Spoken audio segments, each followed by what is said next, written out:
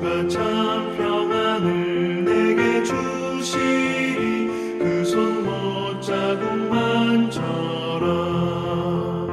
그 손 못자국만 져라. 그 손 못자국만 져라. 주가 널 지키며 인도하시리. 그 손 못자국만 져라. 6월 25일 화요일 새벽입니다. 오늘 같이 기도하실 말씀은 사도행전 26장 1절에서 18절입니다. 그 중에 8절입니다. 당신들은 하나님이 죽은 사람을 살리심을 어찌하여 못 믿을 것으로 여기나이까. 아멘. 오늘 말씀은 사도 바울이 로마로 가기 전에 5번에 걸쳐서 신문을 받는 과정 중에 마지막으로 아그리빠 왕 앞에서 신문을 받고 변론을 하는 말씀이죠.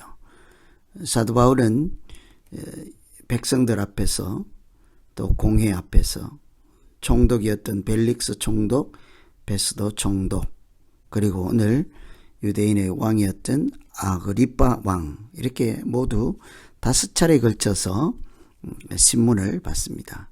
쉽게 말하면 재판을 받는 거죠.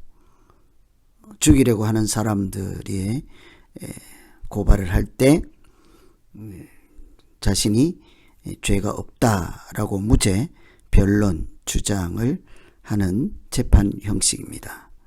그런데 사실상 그 내용은 내가 무죄하다는 것보다 그런 신문 과정을 통해서 현장에 있는 사람들에게 하나님에 대해서 이렇게 복음을 전하는 그런 말씀이라 할 수 있겠습니다. 어떤 처지에 있든지 자기 입술을 열어 말하는 모든 것이 하나님께 영광을 돌리고 사람들로 하여금 하나님을 알게 하는 그런 증인으로서의 삶이라 하겠습니다. 오늘 아그리빠 왕 앞에서 사도 바울이 하는 변론의 내용 같이 보시면서 같이 믿음을 생각하며 기도하면 되겠습니다. 우선 아그리빠 왕 앞에서 사도 바울의 주장은 부활의 소망에 대해서 증언을 하였습니다. 하나님께서 죽은 자도 다시 살리시는 하나님이십니다. 6절에 보시면 이제도 여기 있어서 신문 받는 것은 하나님이 우리 조상에게 약속하신 것을 바라는 까닭이다. 사람들이 나를 죽이려고 하고 고발을 해서 지금 당신 앞에서 이렇게 신문을 당하는 이유를 아십니까? 그것은 내가 하나님의 약속을 바라기 때문이다. 하나님의 약속에 소망을 두기 때문이다 하는 거죠. 하나님께서 그 조상들에게 약속했던 것이라는 것이 무엇이겠습니까? 죽은 자도 다시 살리신다 하는 부활의 소망이었던 것이죠. 그래서 8절에 직설적으로 왜 당신들은 하나님이 말씀하신 죽은 자도 다시 살리신다는 그 하나님의 약속의 말씀을 믿지 못하시나이까 그러는 거죠. 이 사도 바울이 부활의 소망을 얘기할 때 하나님이 조상들에게 약속했다 합니다. 구약 성경에 부활에 대한 소망을 그 믿음의 조상들에게 약속했는지를 이렇게 알고 있으면 도움이 되겠죠. 아브라함 그 아들 이삭을 번제로 드리려고 하였습니다. 그 부활의 소망이 없이는 할 수 없는 일이죠. 죽은 자도 다시 살리시는 하나님의 절대적 주권, 또 생명과 사망의 주관자 되심을 믿을 때 하는 거죠.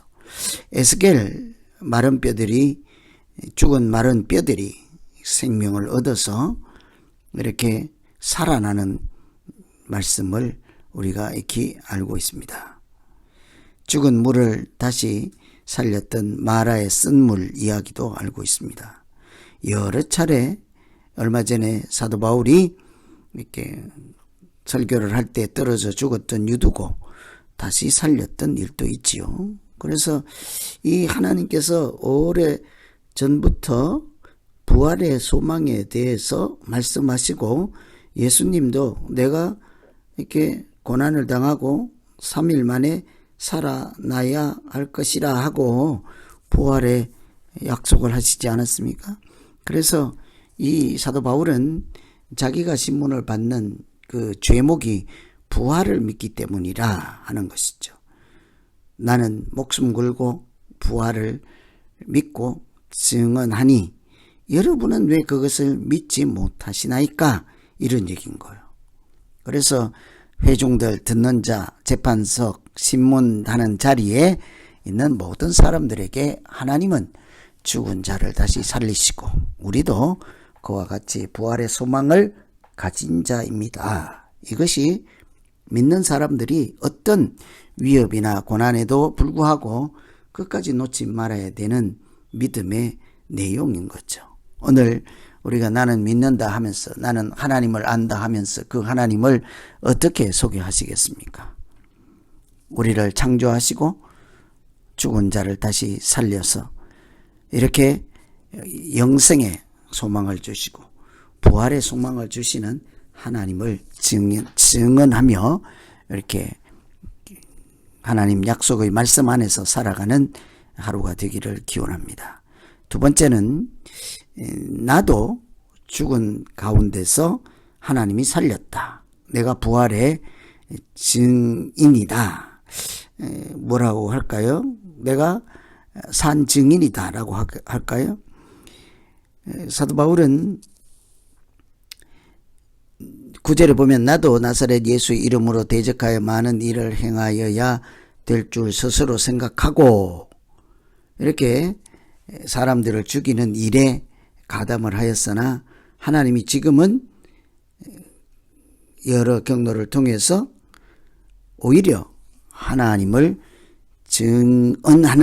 증거하는 자로 새롭게 태어나게 하였습니다. 다 아시는 대로 바울은 바리새인 중에 바리새인이요 열심히 있는 사람이었습니다. 예수 믿는 자를 죽이려고 할 정도로 아주 특별한 사람이었죠. 사실은 하나님을 대적하는 자는 죽은 자나 마찬가지이지 않겠어요? 하나님을 전혀 모르니 숨만 쉬고 있지 죽은 목숨 같은 자기를 하나님께서 영적인 눈을 뜨게 하시고 새로 보게 하시고 새 삶을 살게 하시고 또 복음을 전하는 이렇게 증거자로 이렇게 하나님의 일꾼으로 세워 주셨습니다. 그러니 옛사람은 죽고 새 사람으로 살았으니 사실은 죽음과 새로 태어남, 부활을 몸소 체험한 사람이 바울이라 해도 과언이 아니죠. 그래서 사람들 앞에서 여러분 나도 옛날에 당신들처럼 하나님을 대적하고 그랬습니다만 지금 어때요? 새 사람이 되었습니다.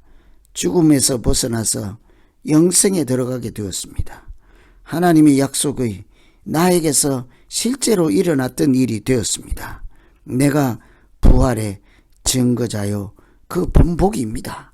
이렇게 사람들 앞에서 자기 경험을 통해 하나님을 증거하는 말씀이라 할 수 있겠습니다. 여러 가지 이렇게 지난 일들을 이렇게 거론하며 이렇게 자기 이야기를 하는 것은 내가 산 증인이다 하는 것이죠.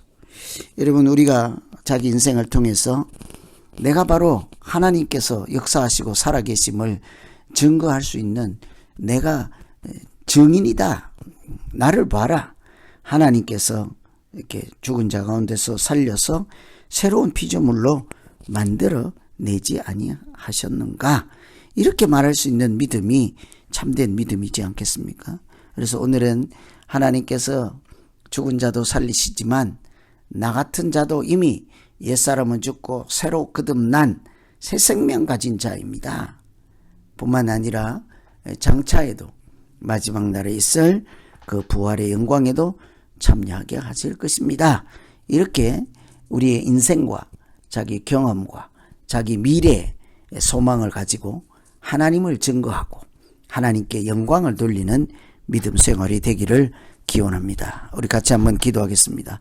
하나님 아버지, 사도 바울이 신문을 받는 중에도 하나님을 이렇게 증거하고 하나님이 하셨던 일들을 사람들에게 이렇게 소개하고 깨닫게 하여서 그들이 살아계신 하나님을 만날 수 있도록 마지막까지 최선을 다하는 것을 보게 됩니다. 하나님, 우리 인생을 통해서 내가 주장할 것이 하나님이 어떤 분이신가를 사람들에게 증거하는 인생이 되게 하시고, 뿐만 아니라 하나님이 약속하신 것은 어떤 일이라도 놓치지 않고 꼭 붙잡고 우리에게 주셨던 약속하신 것들이 하나씩 하나씩 다 나타나고 구체화되고 이루어지는 것을 보며 하나님과 동행하는 믿음 생활이 되게 하여 주시옵소서. 예수님 이름으로 기도합니다.